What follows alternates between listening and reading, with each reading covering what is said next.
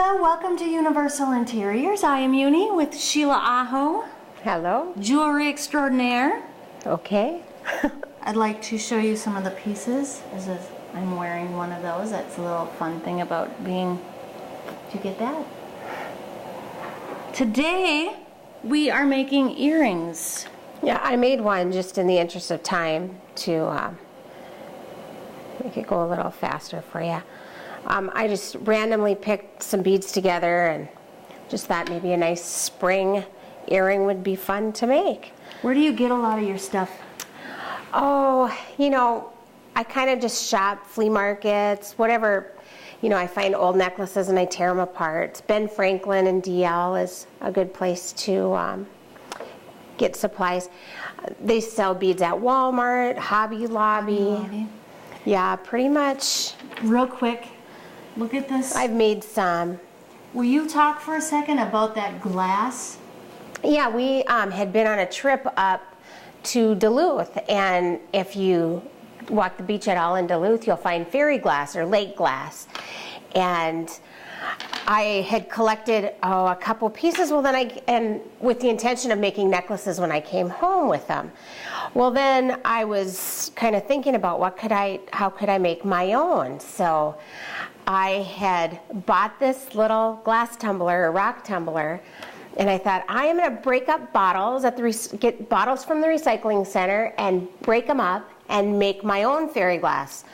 Well, it hasn't panned out quite exactly the way I had planned. This is the only piece that I have made successfully, and it's because what I had bought, I really didn't know anything about it. I hadn't done the research on it, but it took forever to spin it. Yeah.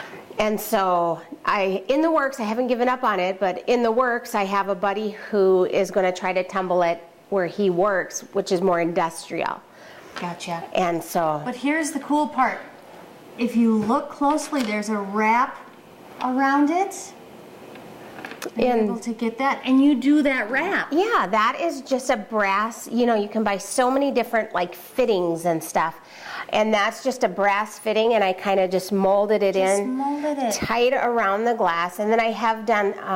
and then you do that to the beads as well. Yep, those are called bead caps. And you can get them in all different sizes and shapes.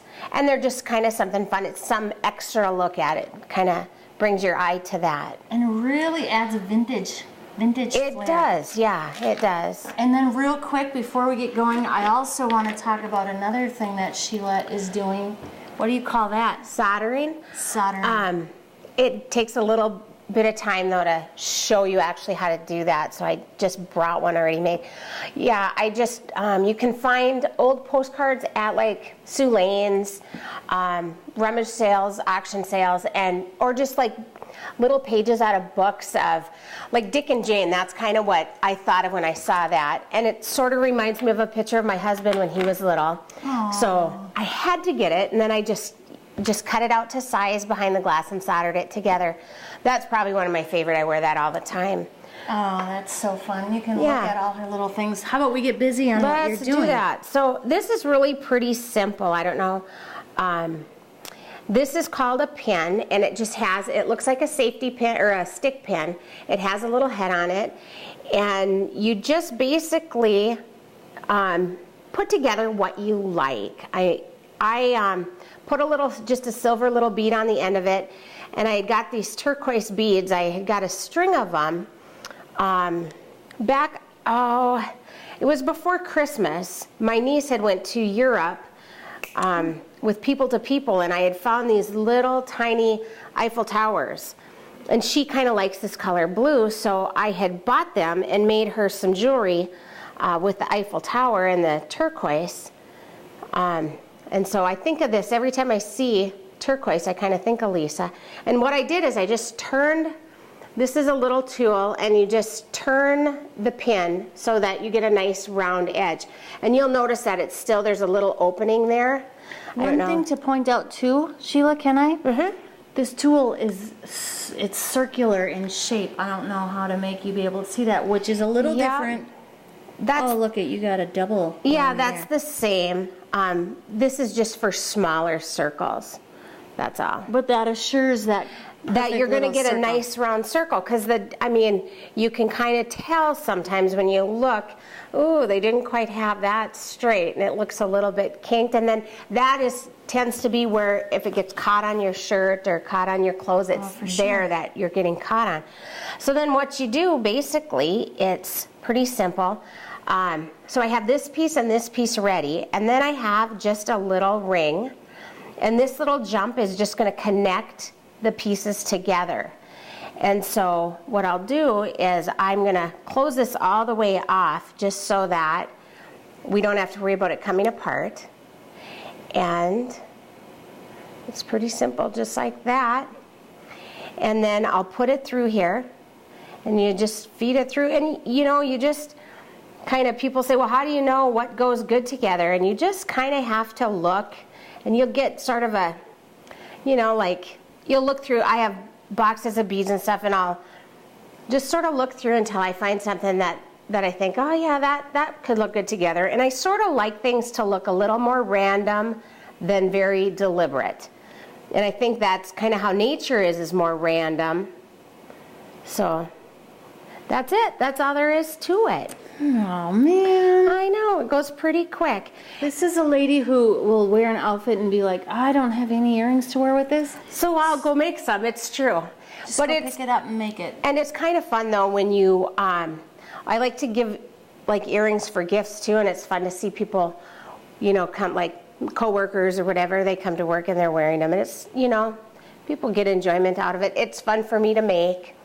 Okay, show me for a second. I wanted to also, can you kind of talk about that little wire wrapping, because that's something that you do too. I don't have any wire here to wrap, but the beads that I buy, some have kind of a bigger core, and if you went to put a pin in, the pins that I showed you before, the heads on them are too small. So you can buy this wire, and it's, I don't know what gauge this one is exactly, but you can just wrap the wire. You'd use the wire similar to the pin, and you just wrap it around the bead until you like the way it looks. And it really is just a matter of what you like. Now I put a loop on each side of this because eventually I'll make a bracelet and I'll loop these together. Oh. And so, but if you were making just a necklace or a pendant of some sort, you would not put that bottom loop on. You would just... Because how cute would that be? Just a simple little pendant on your little copper little bead or little chain? Yeah. Or you could put something else attached to this. Yeah, it's... These are really cool too.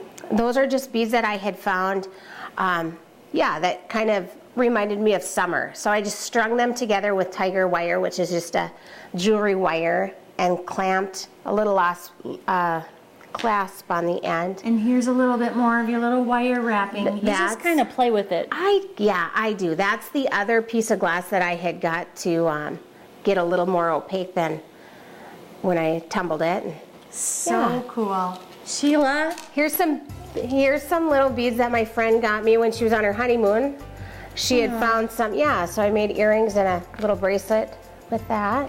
Sheila Aho, thank you. You're welcome. Beautiful work. Thanks for watching. Thank you.